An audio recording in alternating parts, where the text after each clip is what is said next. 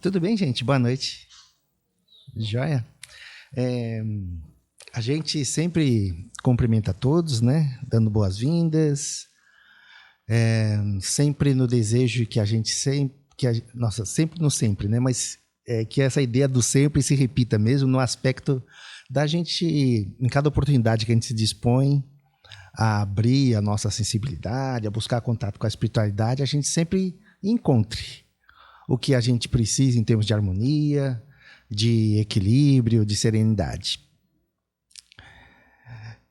Nessa nossa primeira intervenção aqui, a gente os convida a fazer uma precezinha, tudo bem? Pode ser? Que o nosso pensamento busque o alto,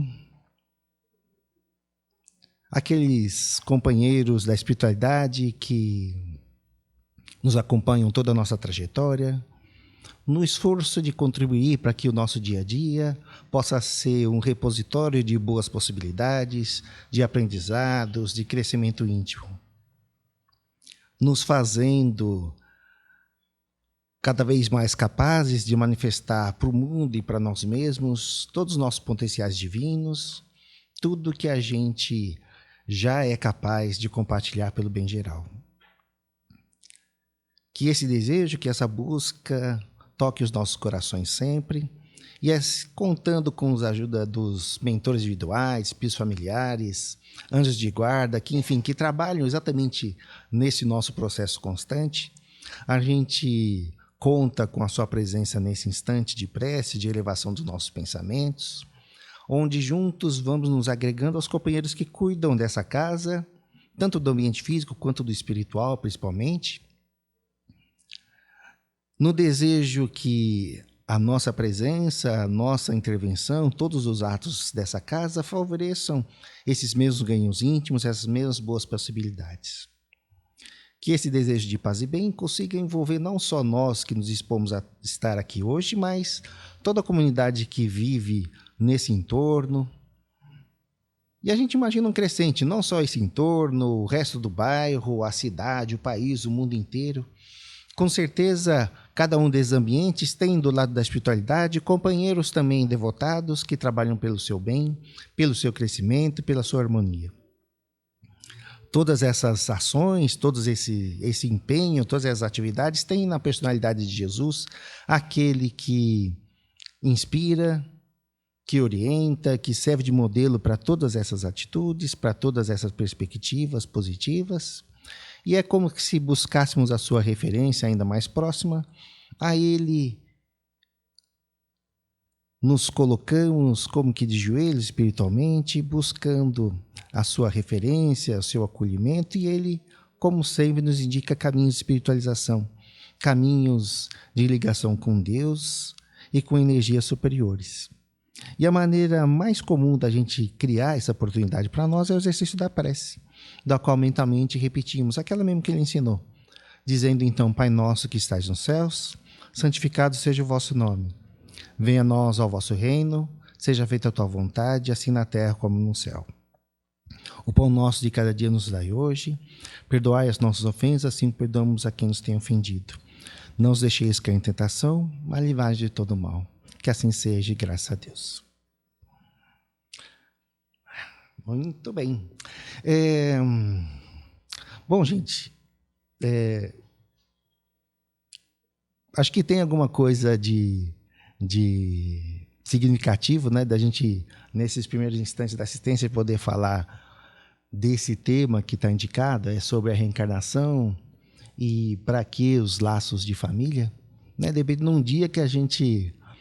mesmo que no aspecto comercial, mas não deixa da gente sempre também tentando lembrar do papel, né, do paterno, né, desse ente, na verdade, como um símbolo nas nossas relações, né, do quanto umas posturas, olhares, perspectivas, esforços, de repente favorecem para a harmonia coletiva, né? Então essa é um pouco da nossa pretensão aí de estar discorrendo um pouquinho sobre isso.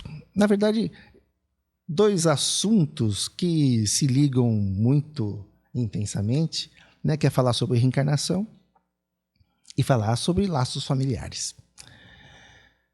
Inclusive, nos recadinhos aqui eu vi, né? Temos aqui na casa, tanto no domingo, agora à tarde, às 4 horas, quanto de segunda-feira, né, às 8h15, obrigado, né? Cursos básicos, atividades que, com certeza, esse tipo de temática e como inseri-la no nosso dia a dia, na nossa realidade e tal, com certeza vão estar sendo conversados. Então, reforço o convite para quem tiver a possibilidade de estar participando. Uma coisa que vai ter lá é falar sobre reencarnação e também sobre laços, né? Para a gente poder falar sobre reencarnação, acho que a gente precisa remontar ao seu conceito básico. Mesmo que vários já tenham conhecimento da doutrina, mas o nosso entendimento sobre reencarnação parte de um princípio de que Deus, pela sua vontade, pela sua bondade, de alguma maneira quis compartilhar um pouco dessa luz e potenciais positivos, gerando novos seres intensamente, sem parar.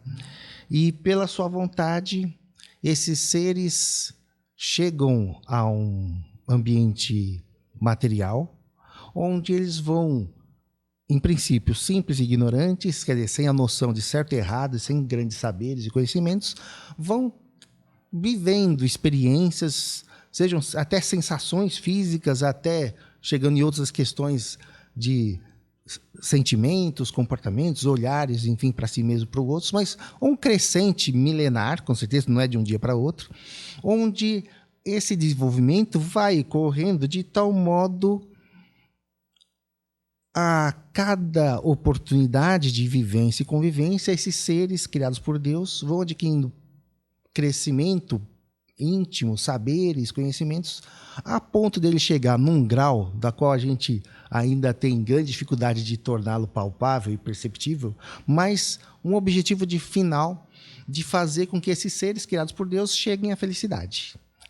Vejam, não é a felicidade que a gente consegue enxergar dentro do nosso espectro de percepções. Com certeza, um nível de felicidade muito mais amplo, né? Conceitos de perfeição muito mais amplos do que a gente consegue visualizar.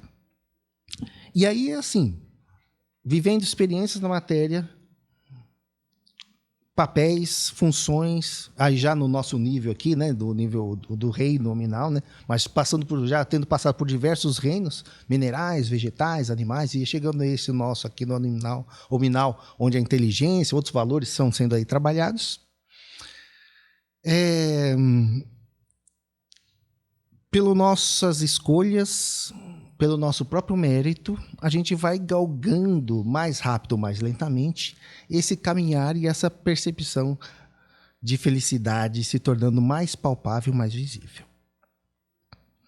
Sendo que o mérito é o seu principal valor. Quer dizer, pelas minhas próprias escolhas, eu vou mais rápido ou menos, galgando essa percepção e essa sensação de felicidade mais próxima da gente. Então, cada um, no final da história, colhe os resultados das suas próprias experiências. Essa ideia, esse conceito, ele é bem resumido lá no Livro dos Espíritos, na pergunta 166, que Kardec pergunta assim: como pode a alma, que ainda não atingiu a perfeição durante a sua vida corpórea, acabar de se depurar?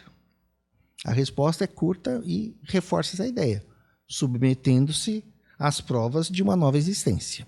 Veja, provas, né? Não é um passeio, são desafios, meios de aprendizado e crescimento.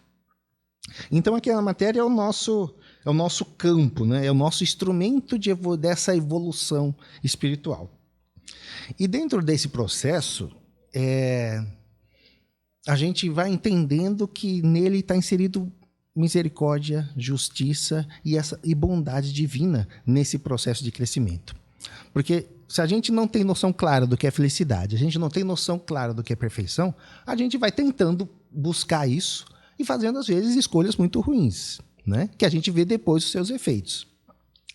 E então, seja por ignorância, a gente meio que acaba agindo contra essas leis divinas. Leis? Que leis? Essas leis que estão gravadas dentro da nossa própria consciência, que faz a gente fazer escolhas e ter aquela paradinha, falar assim, peraí, isso está adequado, isso não está, isso é bom, isso não é ruim. Nossa própria consciência, essa lei divina, ela está dentro de nós, que faz a gente ter um uma capacidade de decisão do que a gente quer fazer pelo nosso bem ou não.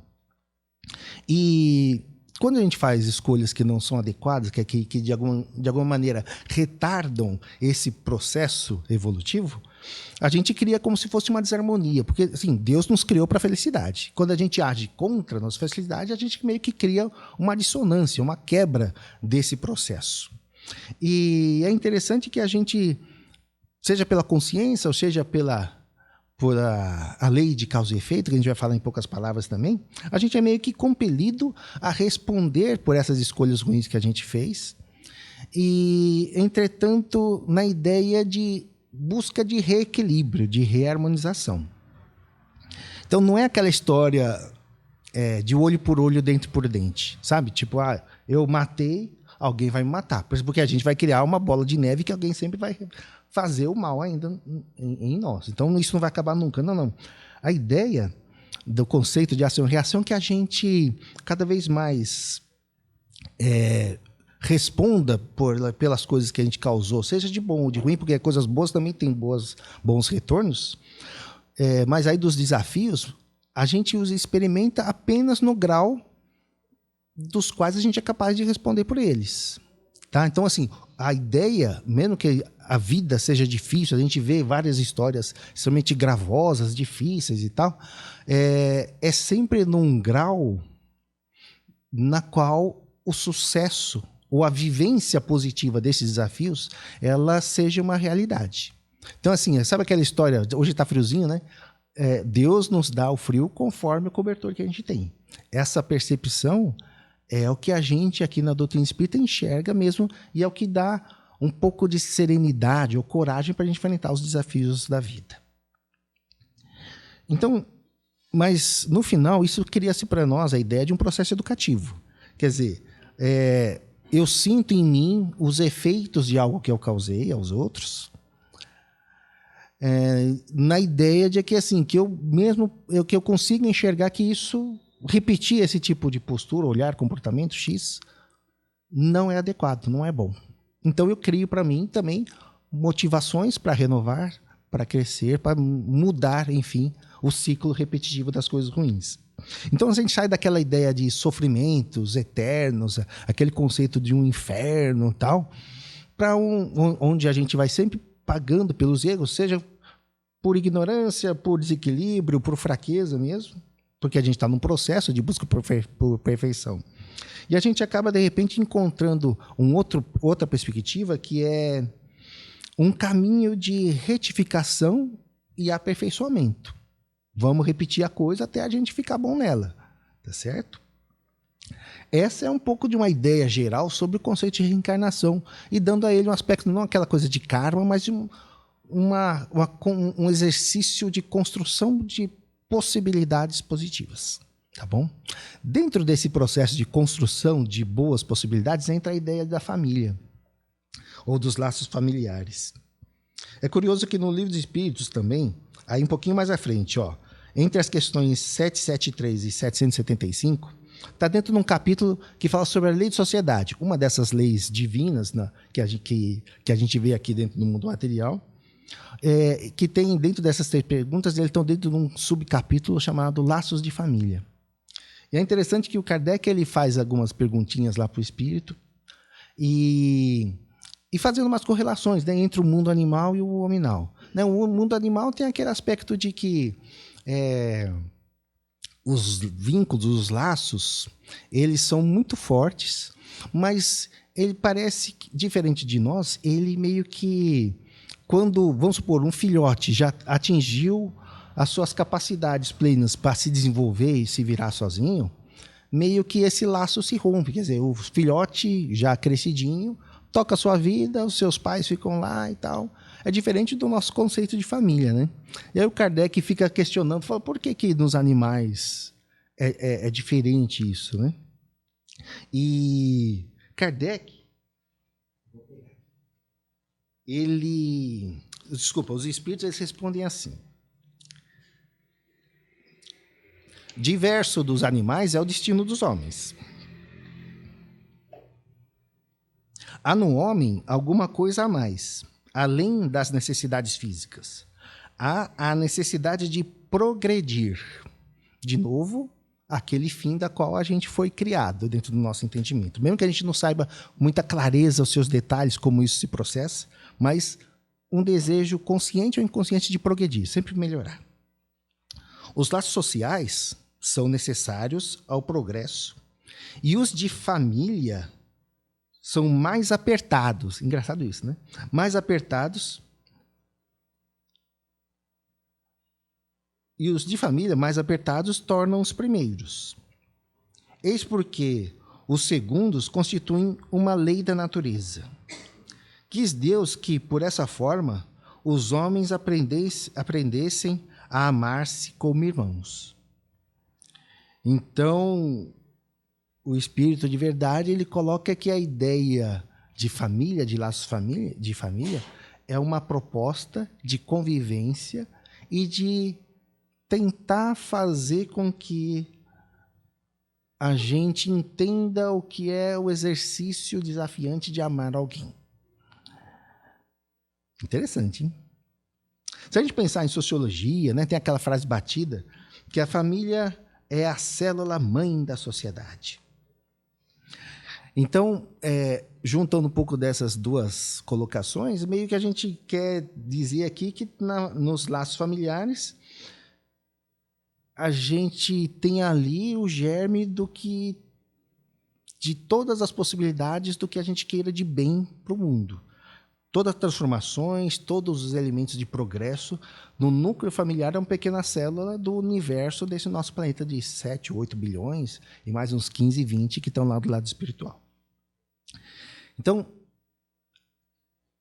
não é errado dizer que, assim, que tem um grau de incoerência a gente querer salvar as baleias, as tartarugas, e a gente não amar pai e mãe, como diz o Evangelho. Ou enxergar o próximo como aquele tão distante que a gente não vai ver nunca mais e deixar aquele próximo do nosso convívio diário, de alguma maneira, relegado em segundo plano.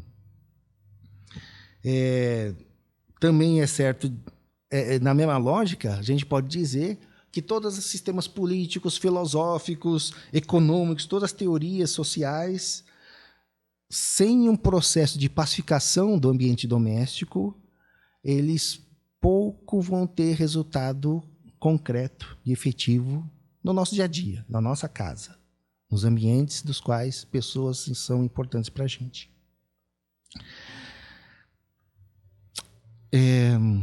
As relações familiares dentro da doutrina espírita, elas são, com exceção, claro, daqueles casos em que uma pessoa nasce num núcleo familiar meio que de passagem, né? Porque, sei lá por qual equação da espiritualidade, de repente eu precisei nascer num ambiente na qual os meus compromissos, os meus aprendizados dessa vida não estão lá. Estão em outro ambiente, com outra coletividade.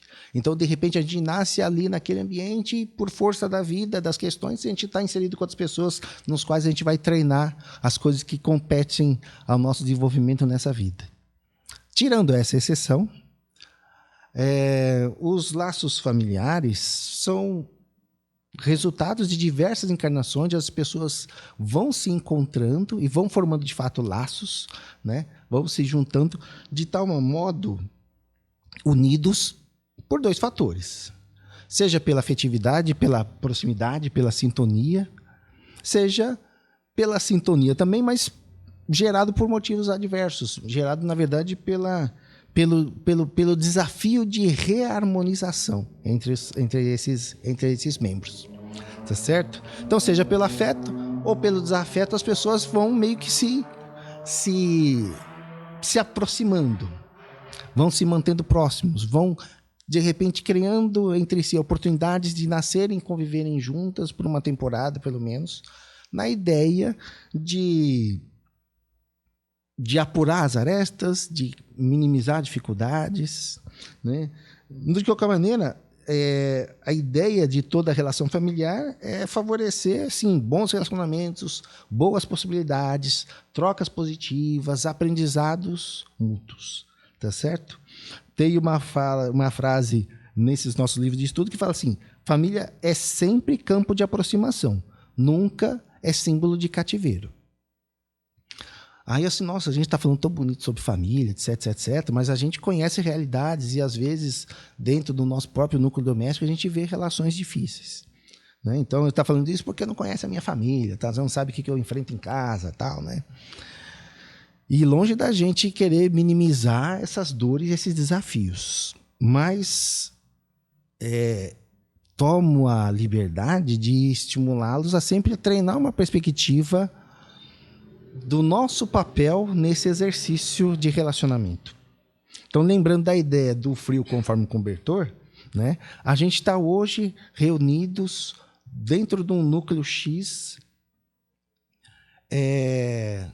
dentro do nosso melhor universo de possibilidades. Nossa última encarnação, sei lá quantos que a gente já teve, milhares, de aprendizado, de crescimento, de capacidade de distinguir do bem do mal, fazer escolhas positivas. Então, a gente está no nosso melhor estado íntimo de escolhas que favoreçam o nosso sucesso. Então, comportamentos inconvenientes, posturas intransigentes, promover renovação interior através desses desafios que os outros nos estimulam, essa é a nossa melhor possibilidade. É essa vida que estamos vivendo.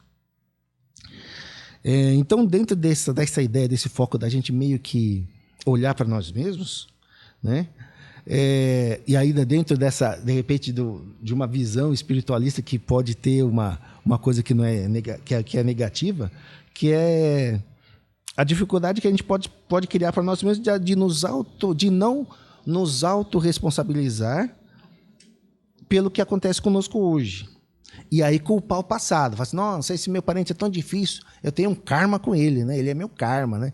Sei lá. E ainda pior, assim, se eu não aguentar ele nessa vida, vou encontrar com ele em outra. Então é melhor eu fazer um esforço agora e tal, né? Às vezes a gente ouve essas frases, né? Mas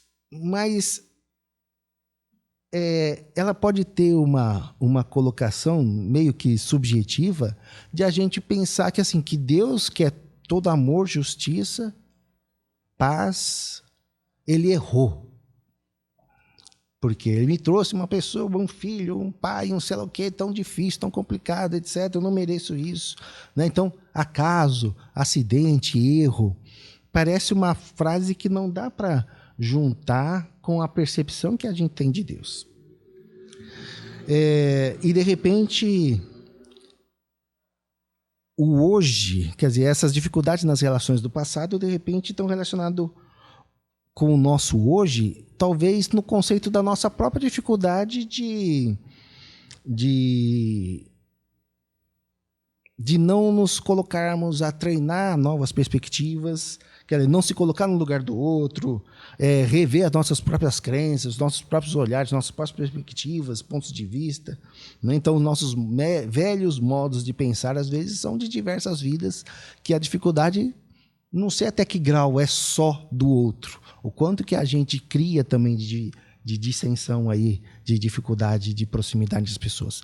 É uma pergunta para uma meditação, é uma retórica realmente, mas a gente meio que, dentro dessa ideia de perfeição, de equilíbrio, de harmonia, a gente precisa pensar nesse universo de possibilidades, né? O quanto a gente elimina os milindres, os ressentimentos, as antipatias no lar, né? Que tipo de contribuição a gente dá por minimizar tudo isso?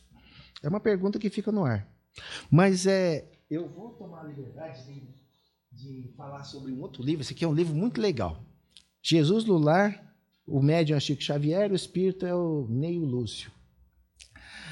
Jesus no Lar, ele pinça aí, de repente, historinhas que não estão no Evangelho, mas falando de Jesus convivendo com seus discípulos na vida doméstica, no dia a dia. Nesse livro aqui teve a primeira ideia, por isso que a gente tem notícia, né, dos relatos da espiritualidade, do conceito, por exemplo, de evangelho no lar, que é a chance de a gente levar um ambiente positivo para nossas casas. Esse livro aqui, Jesus propõe para a família de Pedro. Tá? E aí eu vou tomar a liberdade de ler o segundo capítulo aqui para vocês, só uns trechinhos, que são bem interessantes.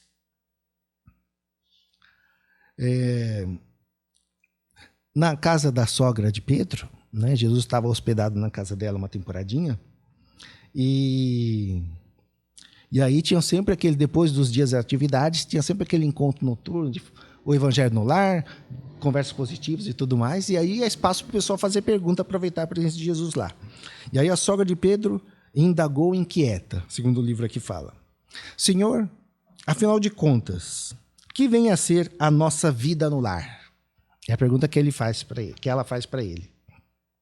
Antes ainda dele responder, ela acrescenta ainda mais aqui, nos seus próprios dilemas aqui, né? Ó. Iniciamos a tarefa entre flores, para nos encontrarmos depois pesada colheita de espinhos. No começo é a promessa de paz e compreensão.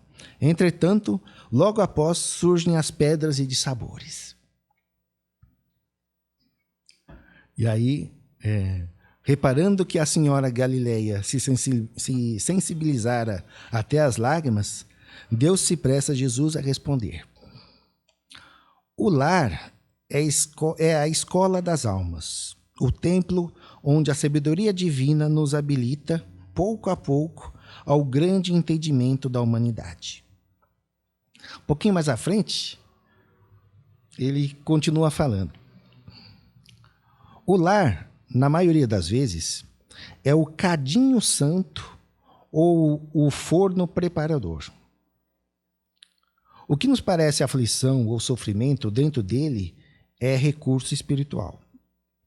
O coração acordado para a vontade do Senhor retira as mais luminosas bênçãos de suas lutas renovadoras, porque somente aí, de encontro uns com os outros, examinando aspirações e tendências que não são nossas, observando defeitos alheios e suportando-os, aprendemos a desfazer as próprias imperfeições.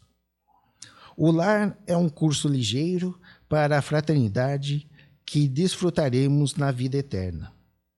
Sofrimentos e conflitos naturais em seu círculo são lições. Então, é meio que um reforço desse conceito e desse desafio, né?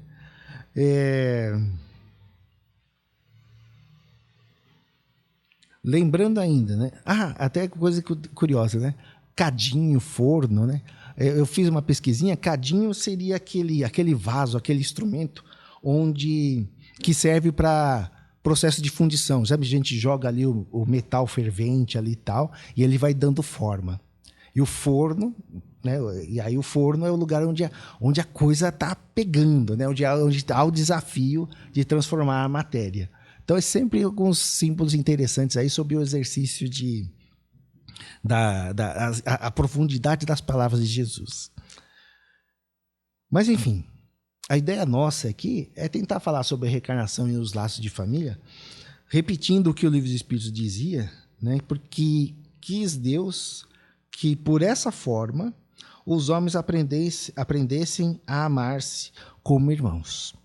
Então, os laços de família é um pequeno treino, é um pequeno universo dentro de um planejamento global onde a harmonia e a paz é a nossa meta e a felicidade geral é o objetivo final de todos nós que estamos aqui. Tá bom? Então, que cada um de nós consiga enxergar o seu papel no mundo e dar essa contribuição efetiva. Vamos a uma prece final? Que a gente possa agradecer a Deus a oportunidade da vida e desse nosso instante aqui juntos, fazendo com que nos sintamos ainda mais estimulados a sermos contribuintes efetivos da sua mensagem aqui, nos tornando mensageiros efetivos de paz e esperança. Que esse objetivo, que esse desejo toque sempre nossos corações, nas nossas escolhas, nas nossas palavras, nos nossos atos. No desejo que assim possa ser e que a semana nos traga exatamente muitas oportunidades de manifestar tudo que já somos capazes em favor do bem de nós e de todos que nos são próximos, rendemos graças a Deus e a Jesus.